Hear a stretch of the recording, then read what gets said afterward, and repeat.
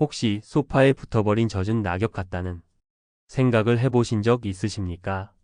아침에 눈을 떴는데 갈 곳이 없고 한때 세상을 호령하던 손에는 TV 리모컨만 쥐어져 있습니다. 아내의 걱정 어린 시선은 어느새 부담스러워지고 너무나 길게만 느껴지는 하루가 야속하기만 합니다. 내가 평생을 바쳐 이룬 게 고작 이건가 하는 공허함이 밀려옵니다. 이것은 결코 당신 혼자만 겪는 유별난 감정이 아닙니다. 최근 한 언론 보도에 따르면 은퇴한 남성 4명 중 3명, 무려 75.3%가 퇴직 후에 극심한 상실감과 우울감을 경험한다고 합니다. 이것은 돈이 많고 적음의 문제가 아닙니다. 수십 년간 내 존재의 이유였던 사회적 역할과 관계가 한순간에 사라지면서 겪게 되는 은퇴 우울증이라는 마음의 병입니다. 오늘 이 지독한 무기력증의 늪에서 허우적거리던 한 남자가 어떻게 자신의 인생 2막을 구원했는지 그 아주 사소하지만 위대한 습관에 대해 이야기해 드리겠습니다. 누가 봐도 성공한 인생이었습니다. 30년간 쉼없이 달려 대기업 부장 자리까지 올랐고 손에는 두둑한 퇴직금과 매달 따박따박 들어올 연금 통장이 쥐어져 있었죠. 61세 박선우 씨의 이야기입니다. 그는 이제야말로 아내와 함께 여행도 다니고 못다 했던 취미생활도 즐기며 평온한 노후를 보낼 수 있으리라 믿었습니다. 처음 한두 달은 꿈만 같았습니다. 해외여행도 다녀오고 평일 낮에 골프도 치러 다녔습니다. 하지만 딱 거기까지였습니다. 뜨거웠던 흥분은 금세 식어버렸고 텅 빈 시간이라는 거대한 벽이 그의 앞을 가로막았습니다. 아침에 갈 곳이 없다는 단순한 사실이 그의 모든 활력을 앗아갔습니다. 말수가 줄고 표정은 어두워졌습니다. 하루 종일 소파에 누워 TV 채널만 돌리는 남편을 보는 아내의 걱정 어린 잔소리는 어느새 비수처럼 들리기 시작했고 사소한 다툼은 점점 늘어갔습니다. 전형적인 은퇴 남편 증후군이 시작된 것입니다. 그의 머릿속은 단 하나의 생각으로 가득 찼습니다. 나는 이제 사회에서 완전히 쓸모없어진 존재구나. 그러던 어느 날이었습니다. 더는 참지 못한 아내가 폭발했습니다. 제발 밖에 나가서 바람이라도 쐬고 오라고. 집에만 있지 말고. 등살에 밀려 마지못해 현관문을 나섰습니다. 특별히 갈 곳도 없었습니다. 정처 없이 걷던 그의 발길이 멈춘 곳은 수십 년 만에 처음 보는 동네 구립도서관 간판 앞이었습니다. 그저 시간을 때우기 위한 도피처 그 이상도 이하도 아니었습니다. 그런데 다음 날도 그 다음 날도 박선우 씨는 무언가에 이끌리듯 매일 오전 10시면 도서관으로 향했습니다. 이것이 6개월간의 암흑기에서 그를 건져 올린 그의 인생 2막을 통째로 바꾼 의외의 습관이 될 줄은 그때는 아무도 몰랐습니다. 그가 시작한 일은 결코 거창하지 않았습니다. 자격증 공부도 재취업 준비도 아니었습니다. 그저 매일 오전 10시가 되면 어김없이 도서관 2층 창가, 늘 앉던 그 자리에 앉아 조간신문을 집어드는 것. 그것이 전부였습니다. 잃어버렸던 세상과의 끈을 종이신문의 바스락거리는 소리와 함께 아주 천천히 다시 이어붙이기 시작한 것입니다. 가장 먼저 무너졌던 하루의 뼈대가 세워졌습니다. 오전 10시까지는 도서관에 간다. 이 아주 작고 사소한 목표 하나가 아침에 침대에서 몸을 일으킬 이유가 되어 주었습니다. 그냥 나가는 것이 아니라 출근하는 마음으로 씻고 면도하고 단정한 옷을 갖춰 입었습니다. 뒤죽박죽이었던 생체 리듬이 규칙을 되찾자 무기력했던 몸에 서서히 활기가 돌기 시작했습니다. 한 과학 전문 매체의 기사에 따르면 우리의 뇌는 새로운 루틴과 규칙적인 자극을 통해 우울감을 극복할 새로운 신경회로를 만들어낸다고 합니다. 그의 뇌가 서서히 깨어나고 있었던 겁니다. 두 번째 변화는 느슨한 소속감을 얻게 된 것입니다. 매일 같은 시간, 같은 자리에 앉다 보니 자연스레 매일 마주치는 얼굴들이 생겼습니다. 처음에는 어색한 침묵이 흘렀지만 며칠이 지나자 가벼운 눈인사를 나누게 됐고 나중에는 신문 기사를 보며 세상 돌아가는 이야기에 대해 짧은 대화를 나누는 사이가 되었습니다.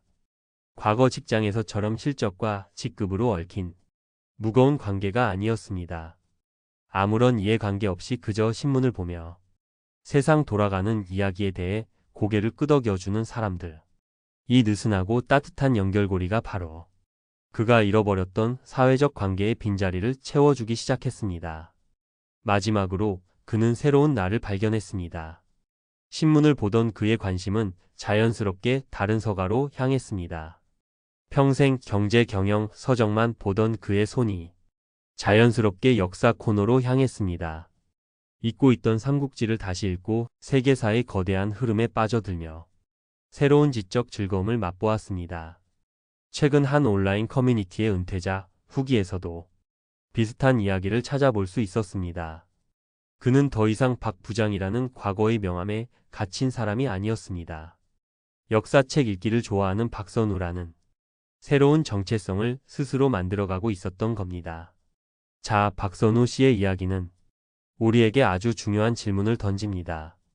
우리는 왜 퇴직 후에 그토록 쉽게 무너지는 걸까요? 그 이유는 단순히 일을 잃었기 때문만이 아닙니다. 우리 삶을 지탱하던 일상의 구조, 사회적 관계, 그리고 자아, 정체성이라는 세 개의 거대한 기둥이 한순간에 무너져 내리기 때문입니다. 전문가들은 바로 이 시기 퇴직 직후 아무런 계획 없이 맞이하는 이 공백기를 은퇴 완충기라고 부르며 이 시기를 어떻게 보내느냐가 앞으로 남은 30년 인생의 행복을 좌우한다고 경고합니다. 그렇다면 우리도 박선우 씨처럼 우리를 살릴 의외의 습관을 만들 수 있습니다. 거창한 계획이 아닙니다. 오늘 당장 시작할 수 있는 3가지 실천 방법입니다. 첫째, 일단 출근 원칙을 세우십시오. 회사가 아닌 나만의 제3의 공간으로 매일 정해진 시간에 출근하는 겁니다. 꼭 도서관일 필요는 없습니다. 가까운 문화센터, 노인복지관 하다못해 매일 같은 시간에 가는 동네 공원 벤치라도 좋습니다. 중요한 것은 돈을 버는 행위가 아니라 매일 아침 현관문을 열고 집 밖으로 나가는 행위 그 자체입니다. 둘째, 성취가 아닌 과정을 목표로 삼으십시오. 퇴직 후의 삶은 더 이상 성과로 증명하는 경주가 아닙니다. 자격증 취득이나 창업 같은 거창한 목표는 오히려 조급함과 스트레스만 안겨줄 수 있습니다. 신문을 끝까지 읽는 집중력, 매일 만보를 걷는 성실함, 작은 화초에 물을 주는 다정함. 바로 그 과정 자체를 즐기는 것이 핵심입니다. 셋째, 나만의 새로운 명함을 만드십시오. 마음속으로 나를 소개할 새로운 문장을 한번 만들어 보십시오.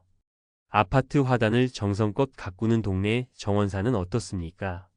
손주에게 세상에서 가장 재미있는 옛날 이야기를 들려주는 이야기꾼은 또 어떻습니까? 이 새로운 역할 부여는 과거의 영광에서 벗어나 현재의 나를 긍정하게 만드는 가장 강력한 심리적 도구입니다. 퇴직은 결코 끝이 아닙니다. 사회가 정해준 역할이라는 무거운 갑옷을 벗고 진짜 나의 역할을 찾아 떠나는 새로운 여정의 시작입니다. 오늘 소개해드린 의외의 습관의 핵심은 도서관이라는 장소가 아닙니다. 아주 작은 행동 하나로 무너진 내 삶의 구조를 다시 세우고 세상과 나를 다시 연결하는 것, 그것이 전부입니다. 여러분은 결코 바람에 힘없이 달라붙는 젖은 낙엽이 아닙니다. 새로운 땅에 뿌리 내려 자신만의 꽃을 피울 준비를 하는 단단하고 가능성 가득한 씨앗입니다. 내일 아침 현관문을 열고 당신의 그 씨앗을 심을 첫 번째 장소를 향해 한 걸음 내디뎌 보시길 진심으로 응원하겠습니다. 오늘 이야기가 마음에 작은 울림을 드렸다면 구독과 좋아요, 알림 설정으로 저희 채널에 힘을 보태주시길 부탁드립니다. 비슷한 경험이나 고민이 있으시다면 혹은 자신만의 무기력증 극복 방법이 있다면 댓글로 여러분의 소중한 지혜를 나눠주시길 부탁드립니다. 여러분의 이야기가 누군가에게는 큰 위로와 용기가 될 수 있습니다. 여러분의 인생 이막이 늘 건강하고 활기차시기를 바랍니다. 감사합니다.